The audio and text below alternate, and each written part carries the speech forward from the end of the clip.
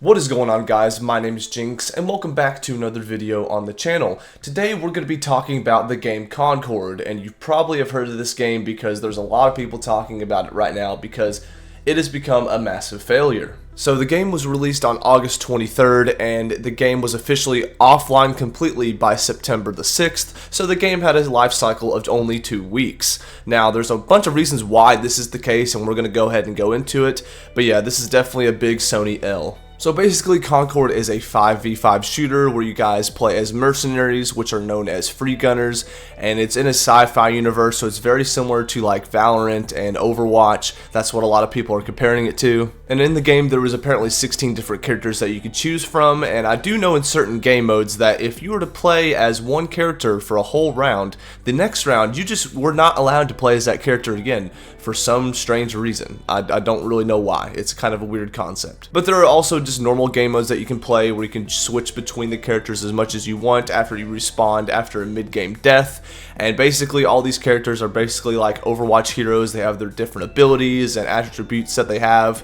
They had some game modes that are very similar to ones like in Call of Duty. They had one called Takedown, which was essentially team deathmatch, and they have objective-based ones like Area Control, which is similar to Headquarters in Call of Duty. So basically this game was just modeled after other games like Call of Duty and Overwatch, and it was really hard for it to kind of stand alone as its own title, because basically it was just a mesh of a whole bunch of different other games that are already out. And one of the big reasons why the game failed is because this game right here is $40. $40 for a game that is just basically a mixture of other free-to-play games. Like Valorant is a free-to-play game, Counter-Strike 2 is a free-to-play game, as well as Overwatch 2, free-to-play game.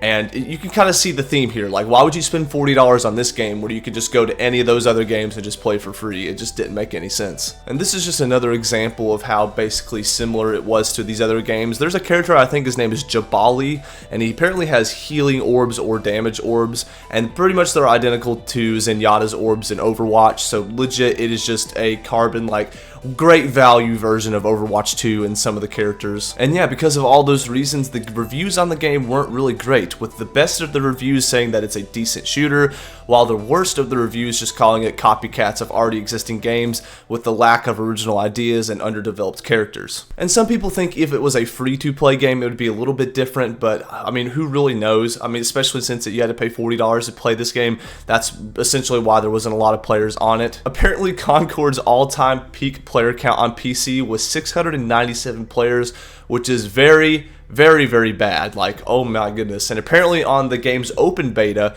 where anybody on PC could just play the game for free, the peak player count was less than 2,400 players. And the thing that's even crazier, there's different reports saying of how much money was put into this game. It was in development for 8 years supposedly, and it had a budget of over $100 million, upwards to $200 million. Like, that is insane. Like, that is such a big flop. And something funny to mention is that apparently there's going to be a Concord themed episode in Amazon's like gaming series that's called Secret Level. And yeah, I don't know how that's going to happen because the game is just now gone. Like, are they going to keep that in the Prime Video or something? I don't know. That's just something funny to think about. And something also funny, if you go to the PlayStation's YouTube account, you can see the Concord revealed cinematic trailer where there's just a lot of people in the comments just memeing the shit out of this game.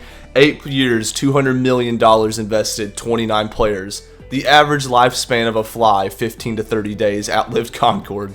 Hey guys, I've been in a coma for 9 days and I can't wait to finally play. How's the game going? And something also to mention is they could have delayed Concord by taking some time to rework its business model, maybe making it like a free-to-play version, but they decided to release it with games coming out like Black Myth Wukong as well as Star Wars Outlaws, which obviously is going to be more of a competitive drive because I feel like a lot more people were looking forward to those games in comparison to Concord. And then on September 3rd, 2024, on the PlayStation blog, basically Ryan Ellis, the game director at Firewalk Studios, the people that made Concord, they released a statement that just says, "Concord fans, we've been listening closely to your feedback since the launch of Concord. I want to thank everyone who has joined on the journey aboard the North Star," which I'm guessing that's like 697 people.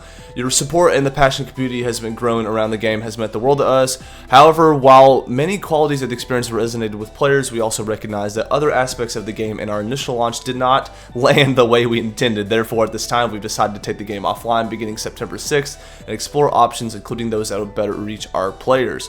So basically, they'll be offering full refunds to all gamers who purchased it for PS5 and PC, and basically just tells you where the refund is going to, whether you purchase it on the Steam Store, Epic Game Store, or other retailers. So yeah, definitely something interesting. Definitely a big flop on PlayStation and Firewalk Studios' part. There are some people that think that maybe Concord will make a return, but I highly doubt it. I mean, like, they could just take it off the store as they want, and maybe they can make a free-to-play version, which may drive some more players to the game, but I don't know. I don't think it's going to make a comeback. It already has a bad reputation of the biggest flop in gaming history, basically, so if they do happen to throw it up on the Steam Marketplace or wherever eventually, then that's going to be weird. I'm going to be shocked.